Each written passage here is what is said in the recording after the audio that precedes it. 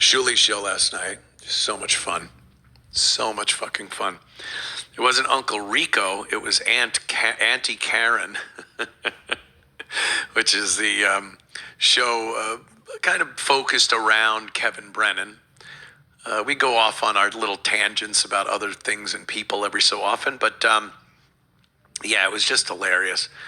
Apparently, Brennan's just out of his fuck mind about me, Shuli, his show and his channel, and me getting the ABC radio job. It's just upset.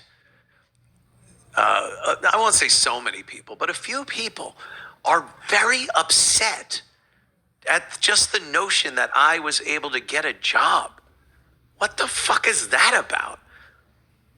Like, I don't care if people, even people I don't like, get a job. You think if some radio station was stupid enough, incompetent enough, and wanted to torture their listeners enough to hire Stuttering John Melendez as an on-air personality on their station, you think I'd be mad at that? First of all, I'd be so happy for everyone else that does Who Are These Podcasts and Uncle Rico and stuff, because more gold from this fucking retard. But I wouldn't try to get to management at the station and talk about how you should fire John. They'll realize when no ratings come in. They'll realize when people go, who is this idiot on your airwaves? But the idea that you'd be mad at someone getting a job, Kevin Brennan, you think I'd care if he gets a gig somewhere doing something? No, of course not. Of course not. Opie, God bless. I wish the guy would get a job. Keep him out of my shit. But no, they just get mad and continue doing exactly what they've been doing, which makes them miserable, it seems. I'm doing just what I want to do. They all like, this is what I want to do. No matter how much it is, how little it is, it's usually how little it is, how unfunny or not entertaining it is. They're like, I am exactly where I want to be in life. This is what I want. And you're like, why are you so miserable then? Like, I get agitated and up in arms about the stories I go through. You know, I got my preparation age fog for the day. Oh, and there are certain stories I'll talk about and go, God, this fucking asshole. That doesn't mean I'm miserable doing this. I'm angry at, some of the things that go on in the world. But I fucking, I've noticed, because a lot of people, I've noticed this too, have been posting my shit. I'm not getting crazy about it. I'm not going to get crazy about it. But I see a lot of clips of me on the internet, and they're getting a lot of views. Let me just put it that way. And it's okay. I don't mind clips. It's fine. Segments, you want to do that? I'm good. Full shows, that's where I start getting a little angry.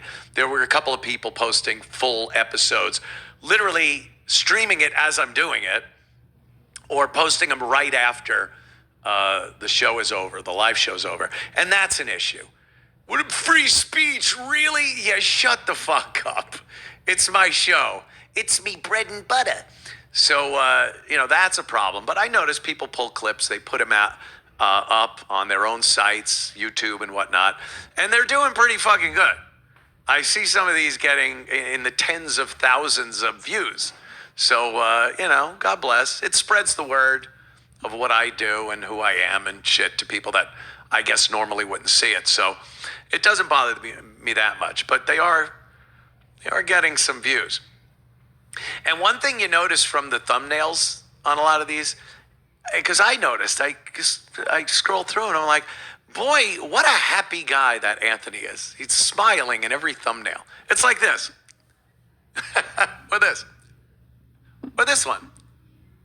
I'm just smiling in all the thumbnails because I enjoy this.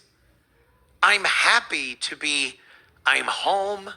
I'm looking out windows to my beautiful property with woods and the sun is shining. And I do an hour and a half show 4 days a week. What is there to be angry about under those circumstances? And then you get people like, the Opester and John and Brennan, and they're apparently doing only an hour. Seems to be from their home. It's not 5 days a week. So whenever they want. And they're fucking miserable. They're just angry, looking to lash out at anyone who is enjoying what they do and having a good time. And thank God it's lucrative. You actually pull in some money. You're entertaining people. You're getting your point of view out there, venting, whatever it is. But just a group of miserable motherfuckers out there. Lighten up, have a little fun. Don't worry so much about what other people are doing. Have a good time. Have a good time all the time. That's my motto, Marty. Let's see what's going on. Okay, so Cumia giving Opie, Brennan, and Stuttering John a smashing, saying that they're miserable. They are miserable. They all hate doing this. They really do. I mean, Opie really hates it. I know Brennan hates it because Brennan feels above it, and he hates that he has to do YouTube. And like, oh my God, freaking Neil, he got to be in Hollywood and I didn't. He followed me. And I don't know how much Stuttering John hates. Stuttering John hates getting made fun of, but I don't know how much he hates it. I think Stuttering John actually does kind of like doing his show. But they are extra miserable, though, since Cumia got his job, the radio gig. And I will say this, though, and this isn't about Opie or Brennan or anything. So I'm watching Compound Media, Cumia on Compound Media, and he talked about that whole clipping thing. And obviously, he's not talking about just doing complete live streams of his radio show, because that's free anyway. And so after his first show, he became syndicated, right? And like massive amounts of success. Is it very possible that within the next 6 months, maybe even sooner, but maybe 6 months to a year, that Anthony gets put in a position to where he might have to choose, and probably would choose, to do the radio show over the Compound Censored show?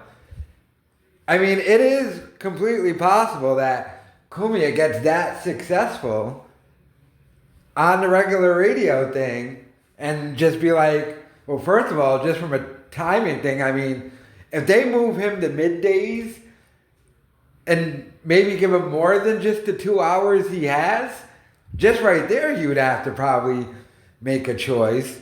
But if he becomes really successful and they throw real money at him, I mean, the more successful Cumia gets, we might not be getting the Compound Censored Cumia that much longer. And the only Cumia we're going to get is the censored Cumia on regular radio.